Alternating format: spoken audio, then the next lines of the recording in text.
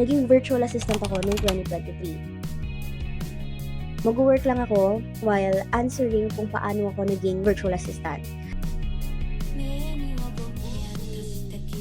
Ang tanong, paano nga ba ako nakapasok kung wala akong experience, wala rin akong skill? So, eto yung dahilan.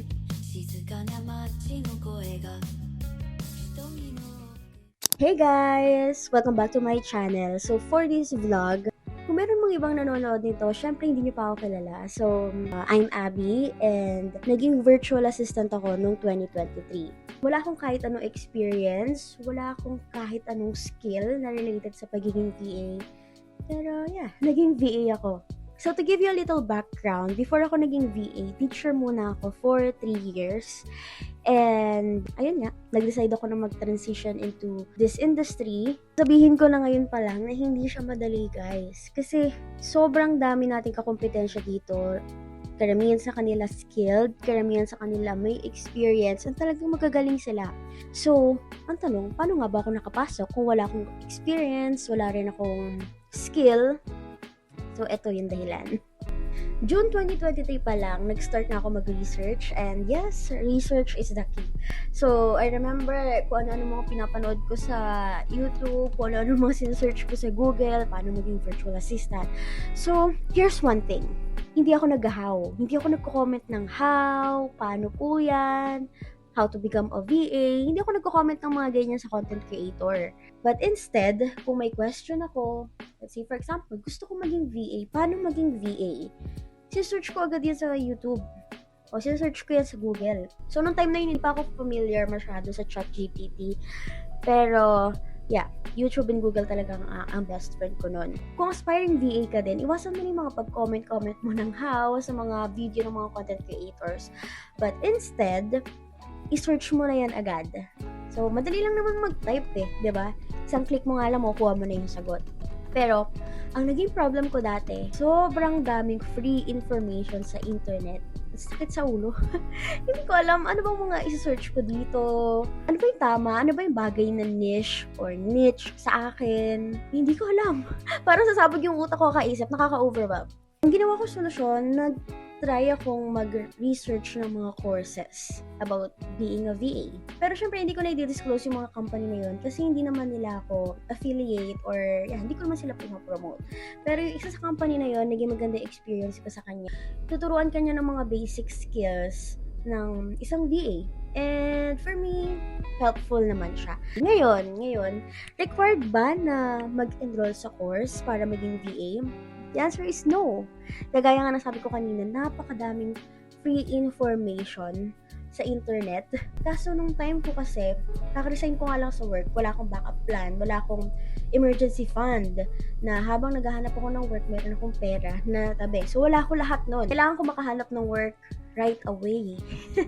Pero syempre, hindi ako agad-agad nakahanap ng work. It took me 2 months bago makahanap ng client. And walang timeline per person kung kailan ka magkakaroon ng client.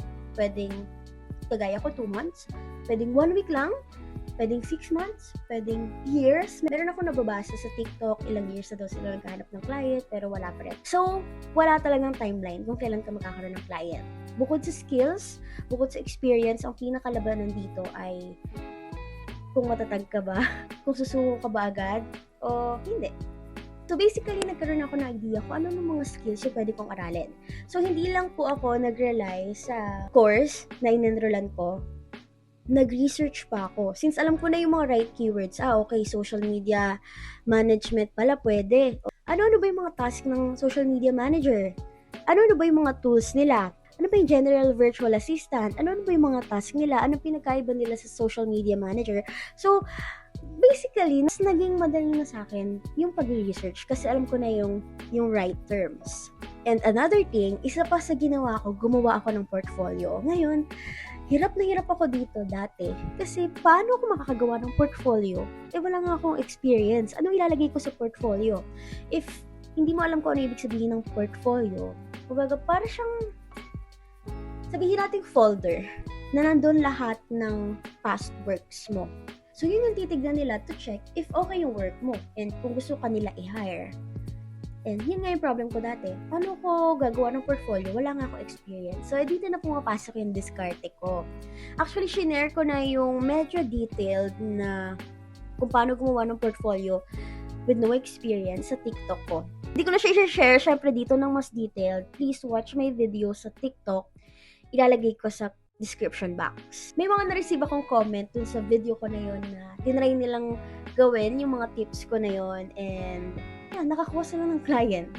So, maybe, pwede mo siyang i-try, di ba? Kung i-visit nyo yung profile ko sa TikTok, it's Abby Love Aristeo and ito yung video ko. Nakapin sa profile ko. Recap tayo ng konti.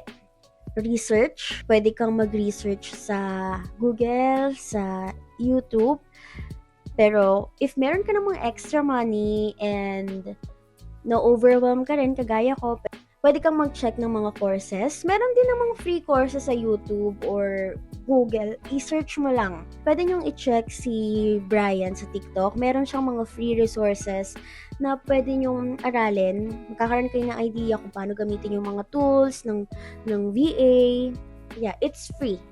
So, check nyo lang. So, ito yung TikTok ni Brian. Check nyo lang, guys. Free yan. So, kung familiar ka na sa mga skills ng VA, hindi lang basta familiar, kundi kailangan alam mo siya kung paano gawin. Then, may portfolio ka na. The next step ay gumawa ng mga profiles sa iba't ibang job hunting sites. Pwede mong itry sa onlinejobs.ph, sa LinkedIn, sa Virtual Staff PH.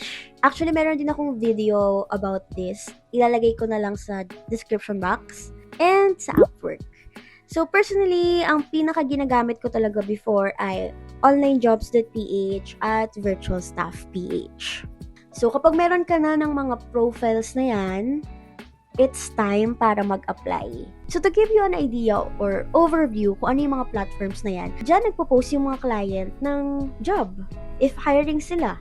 All you have to do is to read the job description and if pasok siya sa skills nyo, then apply. Ito yung mga tip ko sa inyo. So, sa mga unang apply nyo, huwag nyong i-expect na ma-hire kayo agad or merong papansin sa inyo. Kasi gaya na sabi ko sa inyo kanina, napakadami ng VA sa market and karamihan sa kanila may experience, karamihan sa kanila skilled. And ito tayo, no experience. 'Di ba? Meron lang tayong skills. Kaya wag niyo masyadong dadamdamin kung sa simula walang pumapansin sa inyo. So, try lang ng try.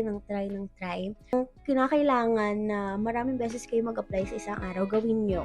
And wag lang sa isang platform, try nyo sa iba't ibang mga platform.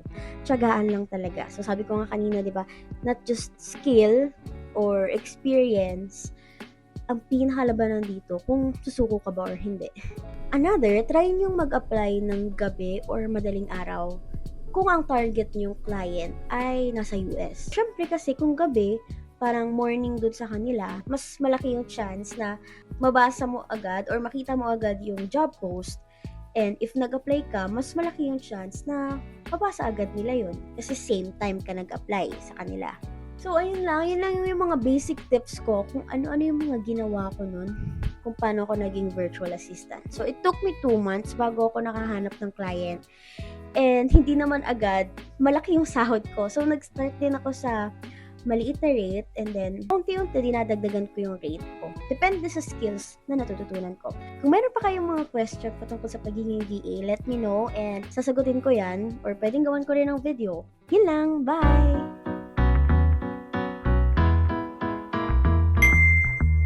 I've learned that there's an art to changing